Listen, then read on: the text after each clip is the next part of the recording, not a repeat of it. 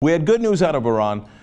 We were doing negotiations with them. They've been somewhat successful. In fact, we already have a 6-month pact where they have basically agreed to our demands on their uranium enrichment, and we've eased sanctions a little bit. And we're on the road to an even bigger deal with Iran, where we would avoid war and we would, in essence, end their nuclear program. Now, whether they're going to do any kind of nuclear energy is part of what the negotiations are about, but they would be inspected and certainly not be allowed to go anywhere near a nuclear weapons program, which right now they don't have, but we're looking to stop it before they get there. Okay, so things look like they're progressing along nicely. So of course, what do we want to do? We want to screw it up. So here come the senators. Senator Bob Menendez from New Jersey and Mark Kirk from Illinois are leading this effort. They'd like to pass a resolution that might ruin the entire negotiations.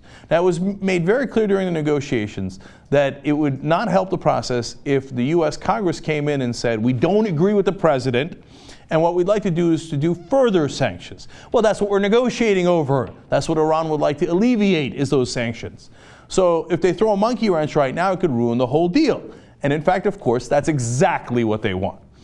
Bob Menendez, who's a Democrat, says, well, I'm trying to help the president. You know who's helping him is Chuck Schumer, another Democrat of New York. So we're trying to help the president. Well, you ask the president, and the president says, thanks, but no thanks. No, you're not helping me at all. I told you to butt out. Do not pass this resolution in the Senate. It's a really bad idea and could ruin our chance for peace.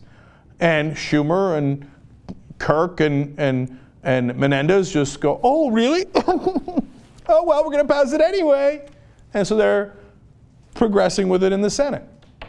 Now, it should be noted that Menendez and Schumer are among the top recipients of AIPAC money.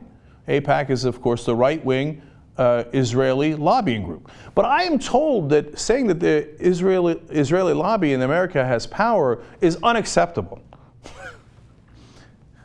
Okay, you can deny the truth any way you like. But these guys who happen to get all this money, who happen to get all this backing from AIPAC, just magically decide to throw a monkey wrench into negotiations that Israel didn't want in the first place. And let's be more clear about that. It's not that all of Israel doesn't want it. Sensible people in Israel want it just as much as sensible people in America. The right wing of Israel and the right wing government of Israel don't want this because, like our right wing, they love war. And they think, oh, the only thing the Arabs understand, or the Persians in this case understand, is war and violence. So let's give them war and violence. Well, isn't that ironic? It appears, no, it's the only thing you understand. So they like to ruin these negotiations. So let me go to one of the top experts we have in the country on Iran. It's Trita Parsi. He's the president of the National Iranian American Council. He's a scholar, and he says, this would be a direct violation of the Geneva deal, which would cause the collapse of the talks, not due to Iranian sabotage, but American foul play. Now, he's an American who's an expert on Iran. And he's not reporting his opinion on it. He's telling you, look, this is the consensus of the world. We would seem like we were the bad guys. He continues. America would be at fault in the eyes of the world, which then would help Iran significantly weaken the international sanctions regime without Iran giving away any nuclear concessions.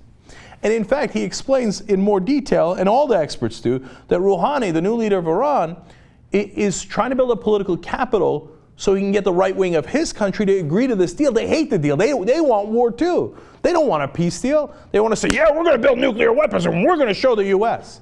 And so when you weaken Rouhani by spitting in the eye of this deal, you strengthen their right wing who want to build a nuclear weapon. How ridiculously counterproductive is that? But the thing is, it's counterproductive if you want peace. It's perfectly productive if you want war.